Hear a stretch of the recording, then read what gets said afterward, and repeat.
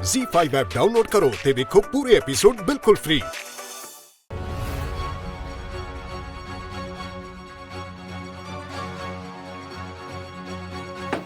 Kabir, calm down. तू अपने इदां दे बिहेव करके ना सिर्फ अपने आप ਨੂੰ ਹਰਟ ਕਰ ਰਿਹਾ और कुछ नहीं। सर तू देखिया ना डैड ਦੇ ਬਿਹੇਵੀਅਰ ਨੇ ਮੈਨੂੰ ਕਿੰਨਾ ਹਰਟ ਕੀਤਾ। ਮੇਰੀ ਮਮ ਦੀ ਇਨਸਲਟ ਕਰਕੇ ਉਹ ਸ਼ੀਤਲ ਮਲਹੋਤਰਾ ਦਾ ਸਾਥ ਦੇ ਰਹੇ ਨੇ। ਸਾਰਾ ਕੁਝ ਪਤਾ ਹੋਣ ਦੇ ਬਾਵਜੂਦ ਉਹ ਸ਼ੀਤਲ ਦਾ ਸਾਥ ਕਿਵੇਂ ਦੇ ਸਕਦੇ? ਇਹ ਚੀਜ਼ ਤਾਂ ਮੈਨੂੰ ਵੀ ਸਮਝ ਨਹੀਂ ਆ ਰਹੀ। ਪਹਿਲਾਂ ਪਾਪਾ ਨੇ ਸਾਨੂੰ ਦੋਨਾਂ ਨੂੰ ਸਪੋਰਟ ਕਰਕੇ ਸ਼ੀਤਲ ਮਲਹੋਤਰਾ ਨੂੰ ਜੇਲ੍ਹ ਪਹੁੰਚਾਇਆ, ਦੈਨ ਫਿਰ ਆਪ ਹੀ ਸ਼ੀਤਲ ਮਲਹੋਤਰਾ ਦੇ ਨਾਲ ਹੋ ਗਏ। ਉਹੀ ਤਾਂ ਗੱਲ ਹੈ ਤੇ ਉਹ ਤੋਂ ਸ਼ੀਤਲ ਮਲਹੋਤਰਾ ਸ਼ਰੇਆਮ ਘੁੰਮ ਕੇ ਆਪਣੇ ਸਾਰੇ ਕ੍ਰਾਈਮ ਕਨਫੈਸ ਕਰ ਰਹੀ ਹੈ ਕਿਉਂਕਿ ਉਹਨੂੰ ਪਤਾ ਕਿ ਸਾਡੇ ਕੋਲ ਕੋਈ ਪ੍ਰੂਫ ਵੀ ਨਹੀਂ ਹੈ।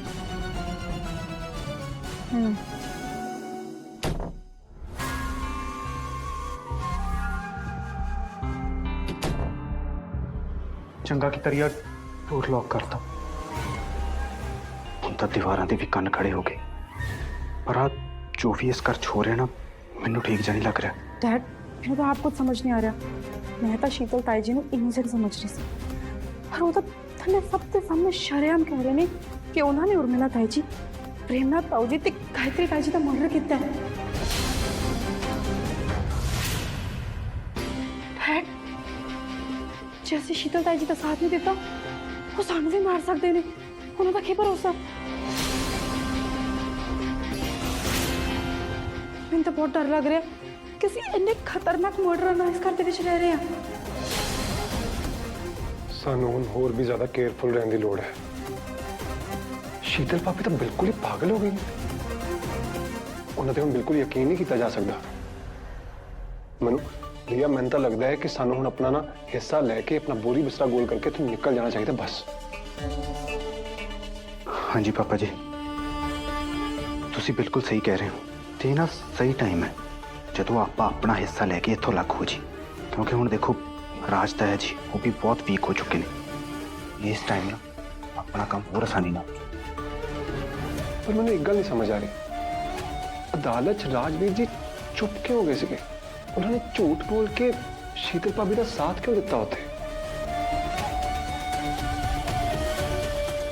ਕੋਈ ਨਾ ਕੋਈ ਗੱਲ ਤਾਂ ਜ਼ਰੂਰ ਹੋਈ ਹੈ ਡੈਡ।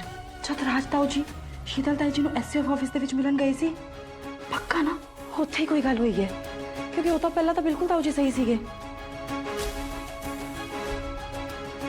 ਕਿਤੇ शीतल ताई जी ने ताऊ जी ने कुछ, यही सोचने वाली गल है डैड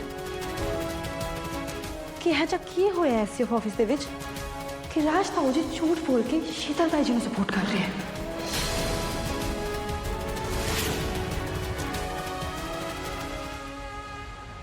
ਸ਼ੀਤਲ ਮਲਹੋਤਰਾ ਨੇ ਰਾਜ ਅੰਕਲ ਨੂੰ ਧਮਕੀ ਦਿੱਤੀ ਹੋਣੀ ਆ, ਨਹੀਂ ਤਾਂ ਉਹ ਇਸ ਤਰ੍ਹਾਂ ਕੋਰਟ 'ਚ ਜਾ ਕੇ ਕਿਵੇਂ ਮੁੱਕਰ ਸਕਦੇ ਆ? ਕਿਹੜੀ ਧਮਕੀ ਜਸ? ਰਾਜ ਚਾਚਾ ਨੂੰ ਸਾਨੂੰ ਸਾਰਿਆਂ ਨੂੰ ਧੋਖਾ ਦਿੱਤਾ। ਉਹਨਾਂ ਨੇ ਜੋ ਕੁਝ ਵੀ ਕੀਤਾ ਨਾ ਕੋਰਟ ਦੇ ਵਿੱਚ ਉਹ ਸਹੀ ਨਹੀਂ ਕੀਤਾ। ਹੋ ਸਕਦਾ ਉਹਨਾਂ ਦੀ ਕੋਈ ਮਜਬੂਰੀ ਹੋਵੇ। ਆਈ ਡੋਂਟ ਕੇਅਰ ਕੀ ਮਜਬੂਰੀ ਹੋ ਸਕਦੀ ਹੈ।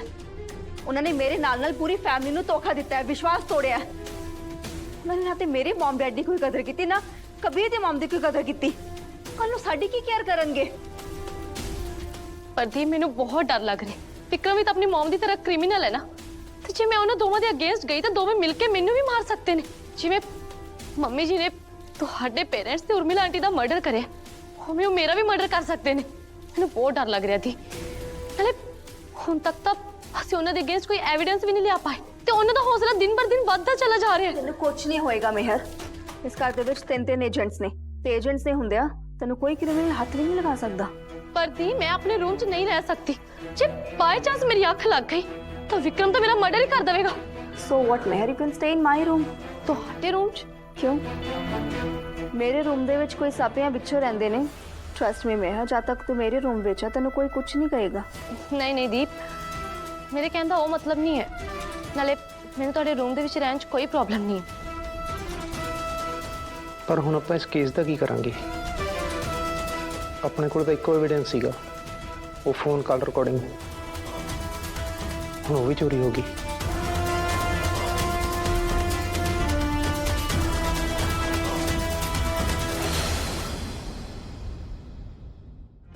ਨੈਕਸਟ ਕੋਰਟ ਦੀ ਹੀਅਰਿੰਗ ਤੋਂ ਪਹਿਲਾਂ ਸ਼ੀਤਲ ਮਲਹੋਤਰਾ ਦੇ ਖਿਲਾਫ ਪ੍ਰੂਫ ਇਕੱਠੇ ਕਰਨੇ ਪੈਣਗੇ ਐਟ ਐਨੀ ਕੋਸਟ। ਪਹਿਲਾਂ ਹੀ ਇਹ ਐਵੀਡੈਂਸ ਬੜੀ ਮੁਸ਼ਕਿਲ ਨਾਲ ਮਿਲਿਆ ਸੀ। ਹੁਣ ਹੋਰ ਐਵੀਡੈਂਸ ਕਿੱਥੋਂ ਲੈ ਕੇ ਆਈਏ? ਉਤੋਂ ਡੈਡ ਨੇ ਵੀ ਕੋਰਟ ਕਹਿ ਦਿੱਤਾ ਕਿ ਫੋਨ ਵਾਲਾ ਤਾਂ ਕੋਈ ਪ੍ਰੂਫ ਹੀ ਨਹੀਂ ਮਿਲਿਆ ਸੀ। ਮੈਨੂੰ ਲੱਗਦਾ ਮੈਨੂੰ ਡੈਡ ਨਾਲ ਜਾ ਕੇ ਨਾ ਗੱਲ ਕਰਨੀ ਪੈਣੀ ਹੈ, ਪਤਾ ਤਾਂ ਲੱਗੇ ਕਿ ਉਹਨਾਂ ਨੇ ਸਾਨੂੰ ਧੋਖਾ ਕਿਉਂ ਦਿੱਤਾ। नहीं नहीं कबीर कबीर करदा मैं डैड नाल गल जाके।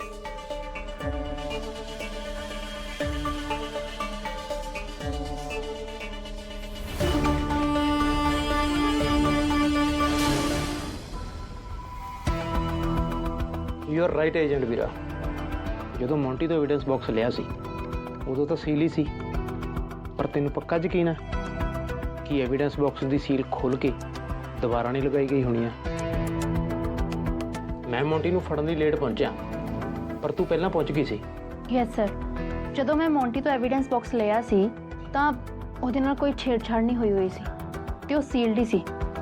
ਮੈਨੂੰ ਨਹੀਂ ਲੱਗਦਾ ਨੇ ਘੱਟ ਟਾਈਮ 'ਚ ਮੌਂਟੀ ਨੇ ਐਵੀਡੈਂਸ ਨਾਲ ਕੋਈ ਛੇੜਛਾੜ ਕੀਤੀ ਹੋਣੀ ਹੈ। ਆਈ ਡੋਂਟ ਥਿੰਕ ਸੋ ਕਿ ਇਹਨੂੰ ਇੰਨੇ ਘੱਟ ਟਾਈਮ 'ਚ ਮੋਬਾਈਲ ਕੱਢਣ ਦਾ ਟਾਈਮ ਲੱਗਾ ਹੋਣਾ। ਪੱਕਾ ਮੌਂਟੀ ਇੱਕ ਵਾਰ ਵੀ ਤੇਰੀਆਂ ਅੱਖਾਂ ਤੋਂ ਓਹਲੇ ਨਹੀਂ ਹੋਇਆ? ਨਹੀਂ, ਪਰ ਇੱਕ ਵਾਰ ਮੌਂਟੀ ਗਾਇਬ ਜ਼ਰੂਰ ਹੋਇਆ ਸੀ ਵਿੱਚ। ਹੋ ਸਕਦਾ ਉਸੇ ਟਾਈਮ ਫਿਰ ਮੌਂਟੀ ਨੇ ਬਾਕਸ ਚੋਂ ਫੋਨ ਗਾਇਬ ਕਰ ਦਿੱਤਾ ਹੋਵੇ। ਨਹੀਂ ਸਰ, ਜੇ ਬਾਕਸ ਤੇ ਸੀਲ ਹੈ ਤਾਂ ਉਹਨੂੰ ਹਟਾਉਣ ਦੇ ਵਿੱਚ ਤੇ ਲਗਾਉਣ ਦੇ ਵਿੱਚ ਬਹੁਤ ਟਾਈਮ ਜਾਣਾ ਸੀ। ਮੈਨੂੰ ਨਹੀਂ ਲੱਗਦਾ ਕਿ ਐਵੀਡੈਂਸ ਬਾਕਸ ਨਾਲ ਕੋਈ ਛੇੜਛਾੜ ਹੋਈ ਹੈ। ਉਹ ਉਦਾਂ ਦੇ ਉਦਾਂ ਹੀ ਨੇ। ਹਾਂ, ਹੈ ਤਾਂ ਬਹੁਤ ਮੁਸ਼ਕਿਲ ਹੈ। ਮੈਨੂੰ ਐਵੇਂ ਲੱਗਦਾ ਸਾਨੂੰ ਐਸਟੀਐਫ ਜਾ ਕੇ ਨਾ ਚੈੱਕ ਕਰਨਾ ਚਾਹੀਦਾ ਕਿ ਐਵੀਡੈਂਸ ਠੀਕ ਨੇ ਜਾਂ ਫਿਰ ਉਹਦੇ ਨਾਲ ਸੱਚੀ ਛੇੜਛਾੜ ਹੋਈ ਹੈ। मैं सही ही कह रहा डैड। ਪਹਿਲਾਂ ਨਾ ਮੈਂ ਇਹਨੂੰ ਠੀਕ ਕਰਕੇ ਆਉਣੀ ਹਾਂ। ਵਿਕਰਮ ਵੀ ਨਾ ਸ਼ਾਂਤ ਨਹੀਂ ਰਹਿ ਸਕਦਾ। ਮੈਂ ਆਈ।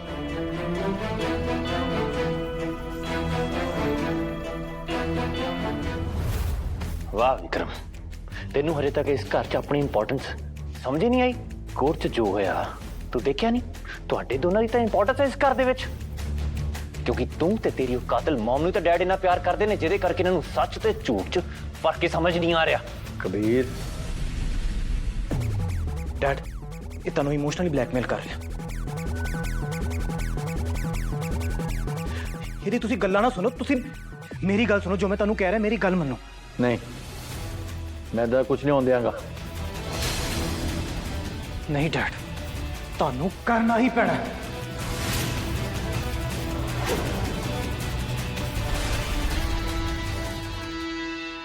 ਵਿਕਰਮ, ਤੂੰ ਕਿਉਂ ਪਾਪਾ ਨੂੰ ਪਰੇਸ਼ਾਨ ਕਰ ਰਿਹਾ ਹੈ? ਉਹਨਾਂ ਨੇ ਤੇਰੀ ਮਮ ਦੀ ਸਪੋਰਟ ਲੈ ਤੇ ਲਈ ਹੈ ਕੋਰਟ ਦੇ ਵਿੱਚ। ਹੋਰ ਤੈਨੂੰ ਕੀ ਚਾਹੀਦਾ ਹੈ? नो डैड, डैड ने सिर्फ कबीर ते ओदी मॉम दी सपोर्ट की है।